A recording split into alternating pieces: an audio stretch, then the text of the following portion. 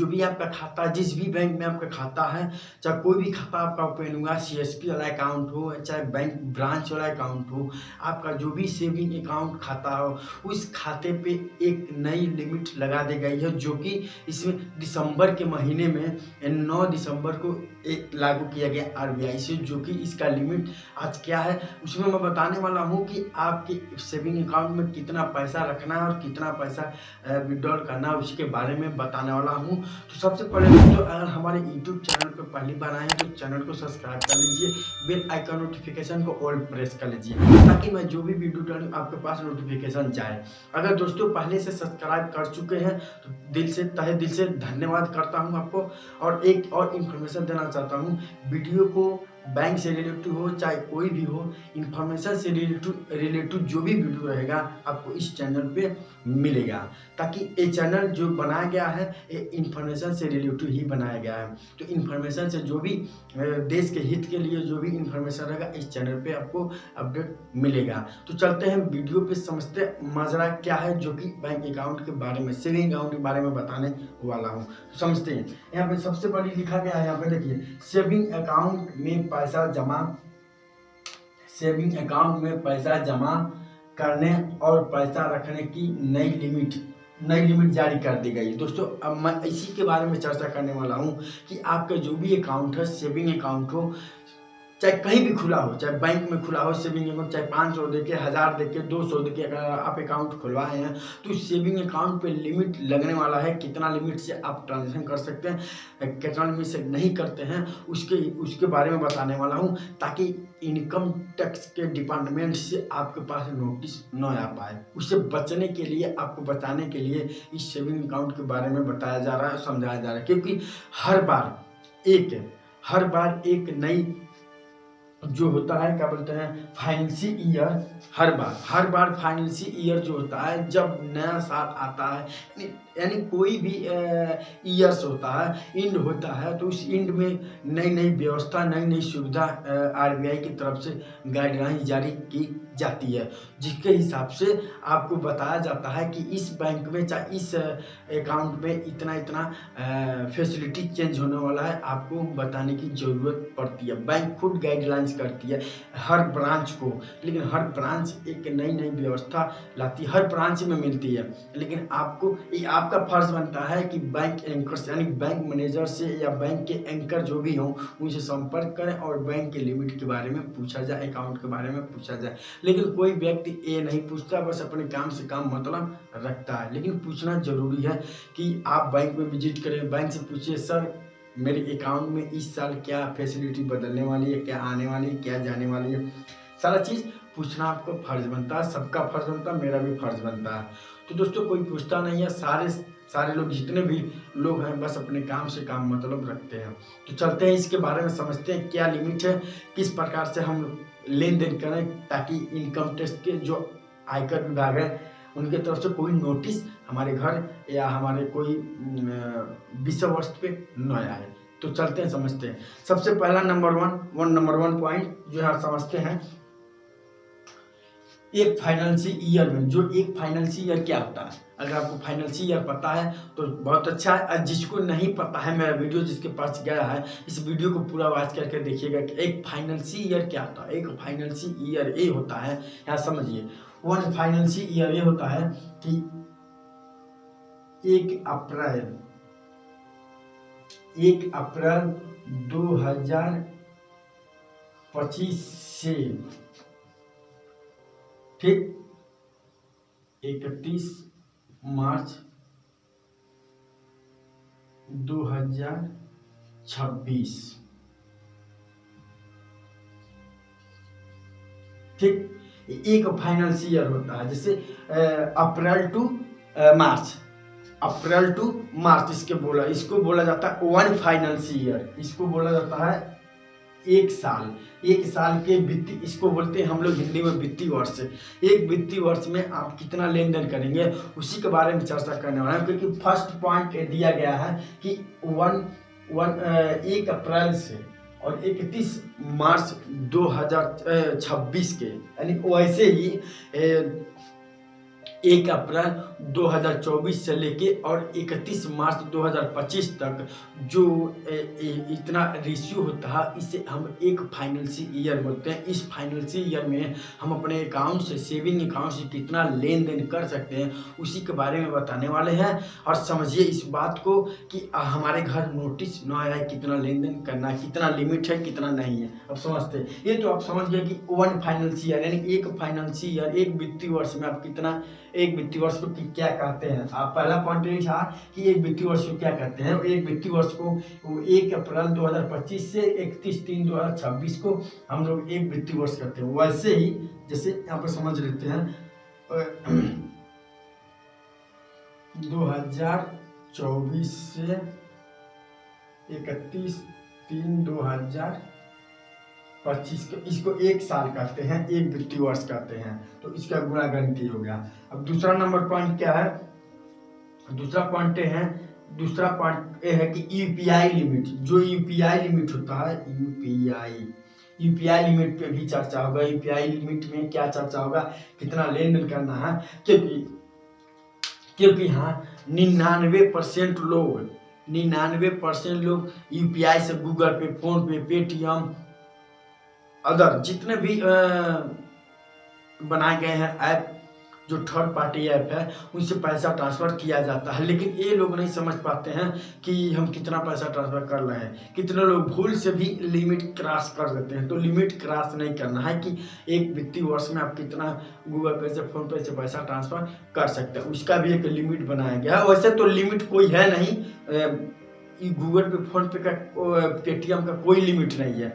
लेकिन एक बैंक की वित्तीय वर्ष होती है, उनमें एक लिमिट डाल दिया गया कि आप अपने इस अकाउंट से, सेविंग अकाउंट से आप इतने पैसे को ट्रांसफ़र इतना ही कर सकते हैं। अगर इससे ज़्यादा करते हैं तो आपके बैंक अकाउंट के ऊपर जो आयकर विभाग है, उसके हिसाब से, उसके रिकॉर्डिंग आपके घर एक सम्मन यानी नोटिस भेज सकते हैं। नोटिस भी आ सकती है, नोटिस जो आयकर विभाग से तरफ से आता है। तो समझते हैं कितना हमको करना है यूपीआई की तरफ से। वैसे तो मोटी मोटा बात बताया गया है कि यूपीआई जो होता है, भीम, पेटीएम जो भी होता है, वो आपके अकाउंट से ही लिंक रहता है, अदर अकाउंट से कोई नहीं लिंक होता। अगर ये बात गलत है तो आप हमारे कमेंट बॉक्स में कुछ भी कर सकते हैं। अगर आपके पास यूपीआई है, गूगल पे, फोन पे, पेटीएम, अदर कोई भी थर्ड पार्टी प्लेटफॉर्म है, तो अगर थर्ड पार्टी प्लेटफॉर्म में अगर आपका अकाउंट न ऐड हो तो हम इसको मान लेंगे कि हम बिना ऐड किए हुए कोई पैसा, कोई ट्रांजेक्शन नहीं हो सकता। आपका बैंक जरूर ऐड होगा, उसमें 100% नहीं होगा बिना ऐड किए हुए बैंक अकाउंट होगा तो सेविंग अकाउंट ही होगा। या तो जो बड़े बिजनेसमैन है वो अपना करंट अकाउंट ऐड करते हैं। लेकिन जो देहातों क्षेत्र में जो सेविंग अकाउंट ओपन होती है, सीएसपी शाखाओं पर अकाउंट ओपन, जो सीएसपी वाले होते हैं उनका भी जो भी अकाउंट होता है सेविंग होता है, जो कि 10 लाख से बेसिक सेविंग ट्रांजेक्शन नहीं कर पाते हैं। जब 10 लाख से ऊपर होता है तो इनकम टैक्स का नोटिस आता है तो छपटपटाने लगते हैं। जैसे गरैया छपटपटाती है, मछली छपटपटाती है, उसे छपटपटाने लगते हैं। तो भाई गलती किया तो उसको भोगना पड़ता है। जो गलती करेगा उसको तो भोगना पड़ता है भैया, ये तो सही बात है। आपको ये समझ लिए ना कि गलती जो करता है समझ। लेकिन यूपीआई का लिमिट क्या है समझते हैं। यूपीआई की कोई लिमिट नहीं है, ये आरबीआई की तरफ से कोई गाइडलाइंस नहीं दिया है कि यूपीआई की लिमिट होती है। यूपीआई की कोई लिमिट होती है, लिमिट होती है तो आपके बैंक अकाउंट का होता है। समझ लेते हैं, जो बैंक अकाउंट का यूपीआई का लिमिट है वो 20 लाख आपका यूपीआई का लिमिट होता है। अगर 20 लाख से ज़्यादा अगर 1 रुपया अगर ट्रांजेक्शन करते हैं तो हो सकता है आपके पास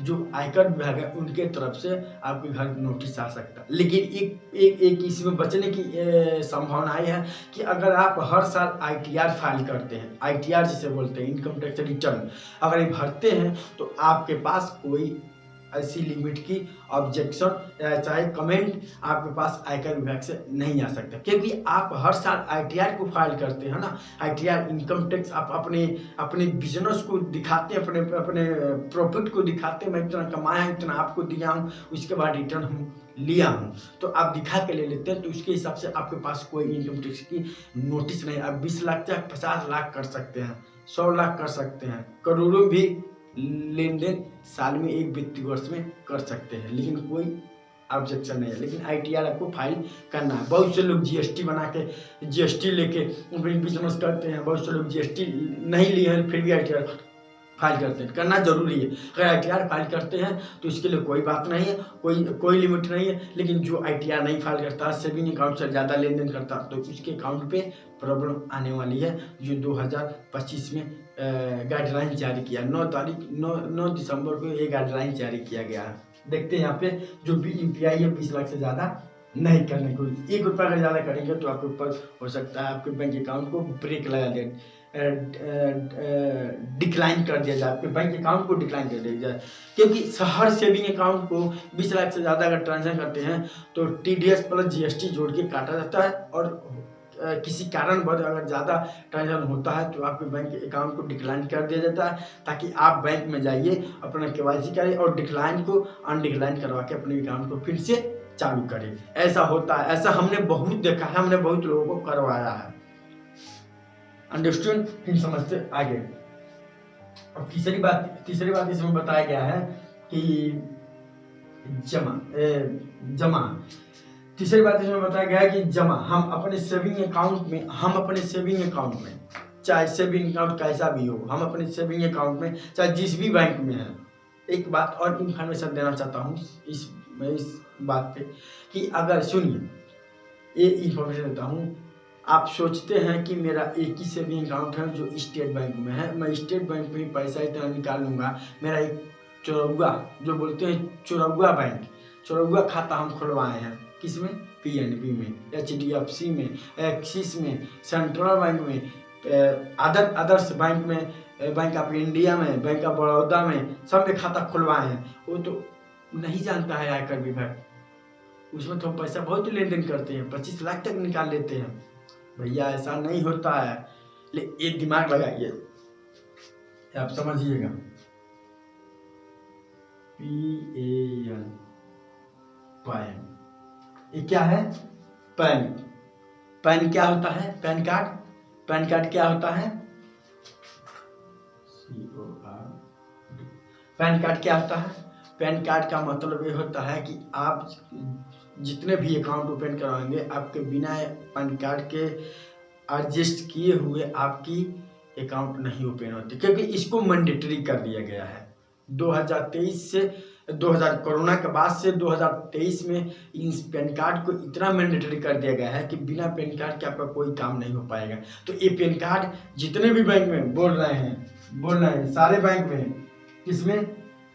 PNB में पैन है, SBI में पैन है, HDFC में पैन है, IND इंडियन बैंक में पैन है, उसके बाद एक्सिस में पैन है, उसके बाद ICICI में पैन है, यानी अदर बैंक में पैन है। यानी पैन कार्ड आपके सारे बैंक में लगा हुआ है। पैन कार्ड आपके सारे बैंक में लगा हुआ है। तो पैन कार्ड का मतलब हुआ आयकर विभाग, इनकम टैक्स डिपार्टमेंट, जो कि पैन कार्ड से ही अटैच, क्योंकि इनकम टैक्स डिपार्टमेंट का एक सीक्रेट है, क्योंकि इसी से सारा आपका बैंक अकाउंट जितना रहेगा मैनेज करते हैं सब।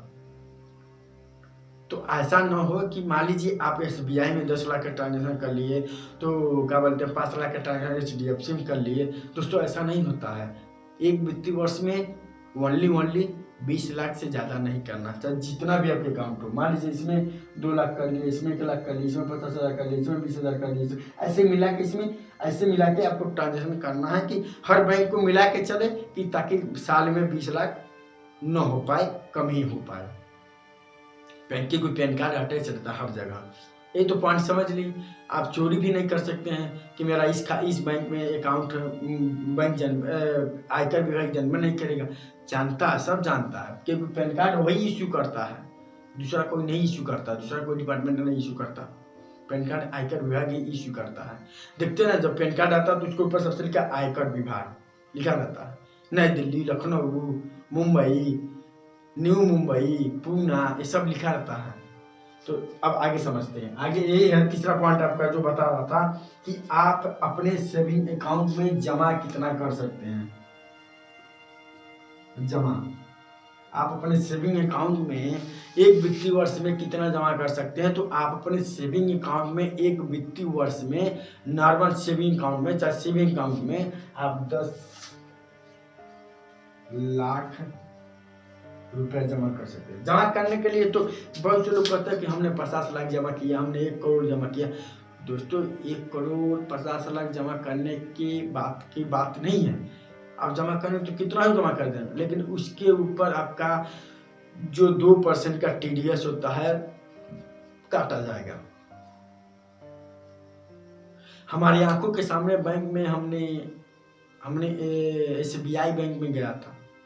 हम जब SBI बैंक में गया था तो मेरे आंखों के सामने जब वो व्यक्ति जो अनिरुद्ध नाम का जो व्यक्ति था, वो 35 लाख रुपए जब जमा किया तो उसका 35 लाख उस समय 5 साल के बाद बता रहा हूँ, 5-6 साल के पहले की बात बता रहा हूँ, उस समय उसका 35 लाख की जगह उसका लगभग उसका हम जानते हैं 1 लाख से ऊपर उसका TDS कट गया।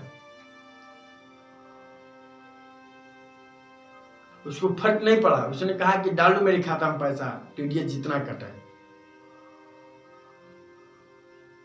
अगर वही गरीब कोई होता, गरीब घर का,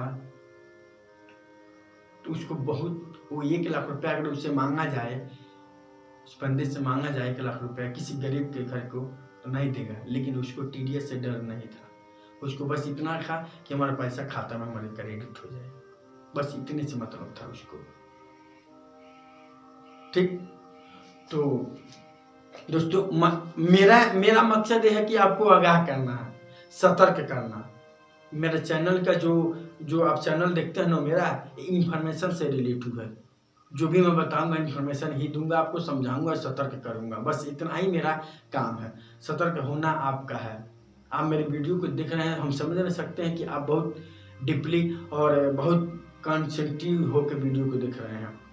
ठीक, चलते हैं। अब यहाँ पे जमा जो सेविंग अकाउंट का जो लिमिट इस समय नई लिमिट बनी है, जमा पे 10 लाख से ज़्यादा नहीं हो पाएगा। ज़्यादा भी कर सकते हैं, लेकिन अगर आप ITR फाइल करते हैं तो उससे ज़्यादा 1 लाख, करोड़, 2 करोड़, 3 करोड़ भी जमा कर सकते हैं। लेकिन ITR जब फाइल करते हैं तो कोई बात की टेंशन। उसके बाद तो अगर ITR फाइल करते हैं साल में एक बार, एक वित्तीय वर्ष में ITR फाइल करते हैं, तो उसके बाद तो कोई बात, इसके बाद ये खत्म कर दीजिए जो ITR फाइल करता है। जो ITR नहीं फाइल करता उसके लिए बचने के लिए मैं बता रहा हूँ। अब उसके बाद बात आती है निकासी का। चौथा पॉइंट है निकासी।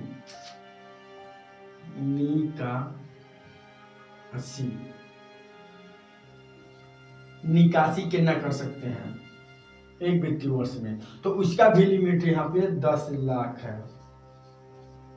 10 लाख उसका, यानी टोटल आपका निकासी और विड्रॉल और कैश डिपॉजिट 10 लाख है, यानी टोटल 20 लाख। एक वित्तीय वर्ष में आप 20 लाख लेन देन कर सकते हैं। 20 लाख से ज़्यादा अगर आपका अमाउंट हुआ तो आपके घर इनकम टैक्स का नोटिस भी आ सकता है। हाँ, अदरवाइज कोई 20 लाख से ऊपर भी विड्रॉल कर लेता है, लेकिन ओनली आप 20 लाख तक निकासी करते हैं तो हो सकता है 20 लाख से 21वां लाख जैसे होगा, आपका 2% TDS को काट के आपके पैसे को भी डाल किया जाएगा। लेकिन ये आपका नुकसान है। जब 20 लाख से ऊपर विड्रॉल करेंगे, 20 लाख से, जैसे हर एक वित्तीय वर्ष में उसका एक लिमिट रहता है, जो लिमिट 20 लाख होता है। 20 लाख से ज़्यादा अगर लेन देन करेंगे तो आपका जो 2% का TDS होता है वो काट के आपको जितना पैसा को विड्रॉल किया जाएगा हर बार। क्योंकि मेरे अकाउंट में भी ऐसा हुआ था, जब मेरा सेविंग अकाउंट था उस समय ज़्यादा ट्रांजेक्शन कर दिए थे। ट्रांजेक्शन करने के बाद जब हम लास्ट ट्रांजेक्शन करने गए 60,000 का, तो 60,000 का दूना मेरा काट लिया गया पैसा, हमने कटवा दिया। क्योंकि पैसा हमको देना था किसी को, इसके वजह से हमने कहा काटो। बैंक बोला काट दो, काट दिया। उसके बाद मेरा पैसा विड्रॉल हुआ। उसके बाद उस खाते को हमने लेन देन बंद कर दिया, सफा एकदम। तो 20 लाख से ज्यादा हो गया था। खुद बैंक के एंकर मैनेजर खुद मुझे बुला के बोले, बेटा आपका अकाउंट का जो सेविंग अकाउंट का लेन देन है 21 लाख 40,500 कुछ रुपये का लेन देन हो गया है, जिसकी वजह से आपके खाते से जो है कि 2% का TDS लिया जा रहा है।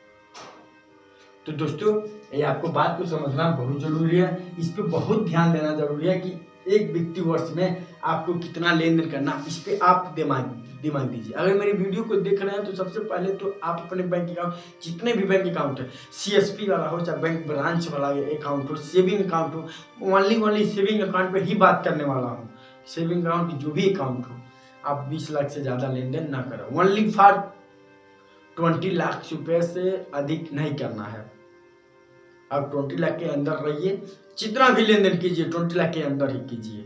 एक वित्तीय वर्ष में कोई प्रॉब्लम नहीं होने देनी। 10 अकाउंट से कीजिए लेकिन 20 लाख से अंदर कीजिए। 20 अकाउंट से कीजिए लेन देन लेकिन 20 लाख से अंदर कीजिए। हाँ, एक बात और, एक बहुत खुशखबरी है, बहुत खुशखबरी, बेस्ट खुशखबरी है। क्या?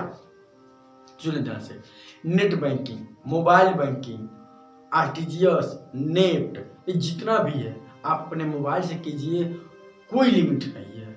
अब जितना कीजिए, एक साल में 1 करोड़ 2 करोड़ आप मोबाइल बैंकिंग से कीजिए। जैसे कहने का मतलब ये है, आपके खाता अकाउंट, आपका जो भी अकाउंट है, आपका जो भी खाता है SBI में है। अगर किसी और बंदे का SBI अकाउंट है तो आप SBI अकाउंट है तो आप उसको गूगल पे से ना सेंड करें, उसका अकाउंट मांग लीजिए।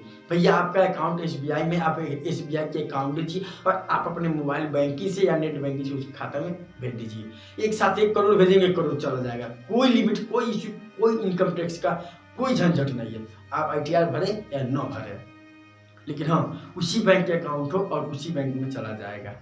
या तो ऐड बेनिफिशियरी करके अदर अकाउंट में भेज दीजिए, लेकिन ऐड बेनिफिशियरी होना चाहिए, आपके अकाउंट में ऐड बेनिफिशियरी होना चाहिए। नेफ्ट करिए, RTGS कीजिए, IMPS कीजिए, लेकिन नेट बैंकिंग के द्वारा, मोबाइल बैंकिंग के द्वारा आप कर सकते हैं। ऐसे कोई इशू नहीं आने वाला है। तो मैं समझ सकता हूँ कि दोस्तों 2025 का ये जो नई लिमिट बनने वाला है, नई लिमिट जो जारी गाइडलाइंस किया गया है, उसके अकॉर्डिंग जो मैं आपको समझाया हूँ, बताया, आप समझ चुके हैं, जान चुके हैं। तो चैनल पे अगर पहली बार आए हैं तो चैनल को सब्सक्राइब कर लीजिए, बेल आइकन नोटिफिकेशन को ऑल प्रेस कर दीजिए, क्योंकि मैं 2 बार बोल दिया हूँ चैनल को सब्सक्राइब करना, क्योंकि ऐसा नोटिफिकेशन मैं डालता रहता हूँ हमारे वीडियो पे, हमारे वीडियो को वॉचिंग कर सकते हैं। तो अगर वीडियो अच्छा लगे तो लाइक कीजिएगा, नहीं अच्छा लगे तो डिसलाइक कीजिएगा। फिर मिलते हैं अगले वीडियो में किसी अगले टॉपिक के, तब तक के लिए जय हिंद।